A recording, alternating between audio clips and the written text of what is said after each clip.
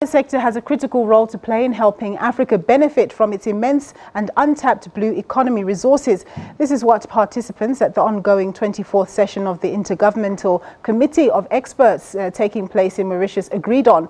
Our reporter Liabo Setho and camera technician Manqoba Nkosi are covering the conference in Mauritius for us. The second day of the Blue Economy Conference held here in Mauritius has explored the role of the private sector and also the role of landlocked countries and how they can benefit from the ocean's economy or the industries related there. I've asked Professor Said Adejimobi from the United Nations Economic Commission for Africa to join me to talk about what landlocked countries can get out of the ocean's economy, especially because they do not have any seas or oceans linked to them, and how the private sector can also make way for themselves and also get advantages in the ocean's economy. Professor Said, thank you very much for your time. It's a pleasure. First of all, let's talk about the role of the private sector. This morning at the conference, there was a lot of presentations about what can happen and where the private sector fits. From the view of the Commission, where can the private sector play its role and how? As we have listened to the panelists this morning on the private sector and the blue economy, of course there are several areas that the private sector can come in terms of production. One has to do with the processes in the ports, in terms of the maritime sector. The commercial part of it, the private sector can play a big role. Setting up the entire transport infrastructure, ship owning, all the activities around the maritime industry. I think there's a whole gamut of areas that the private sector can participate in on that. Added to that are the harvestable resources from water, from the ocean, which the private sector can participate in. We're talking about fisheries, we're talking about processing of tuna and all those other areas. I think that's one traditional area. The other areas are the emerging areas, areas around tourism, areas around bioprospecting, areas around biomedicals. These are critical areas. Speaking about innovation and technology, the world is moving towards the fourth industrial revolution or even higher. How do we use the oceans and waters to develop new innovation and new technology? It is said that we can even get energy through waters and the seas. How can we leverage on innovation and technology? I think there is a symmetrical way by which we can leverage technology. One in terms of governing our water space, and the other is in terms of what the water itself or what the oceanic resources have got to offer in supporting technology or in promoting technology and innovation. Let me deal about the governance of our water resources. The issue around security of the maritime sector, the issue around policing our waters is a critical issue. We can, for example, use space technology to monitor our water space. If we have the kind of space technology, we can police our water space. We don't need the maritime police. Of course, they will still be available, but less of that and more of technology. Through it, we can monitor the kind of ships in our water space.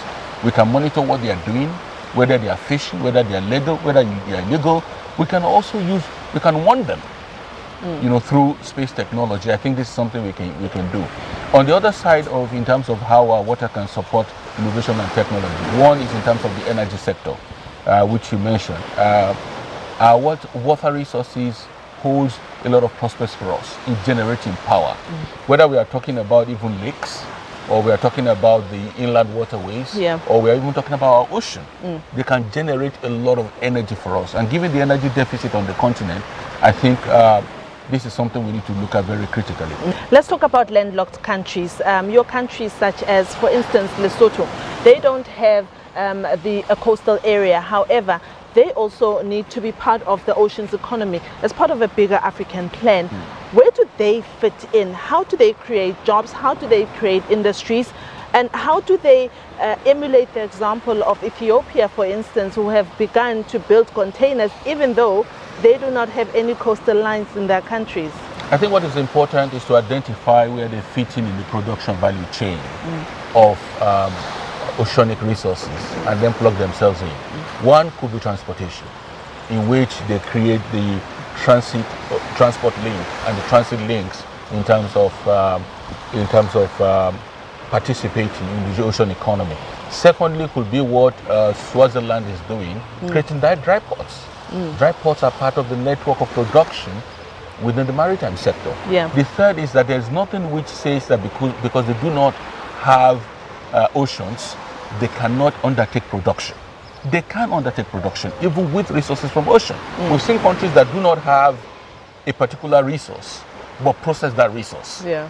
Most Western countries do not have, they do not have the resources, that we offer, but they process those resources. So it's possible for a landlocked or land-linked country to do processing of oceanic resources. It's how you link up to it. And the experience of Ethiopia shows that there's no limit.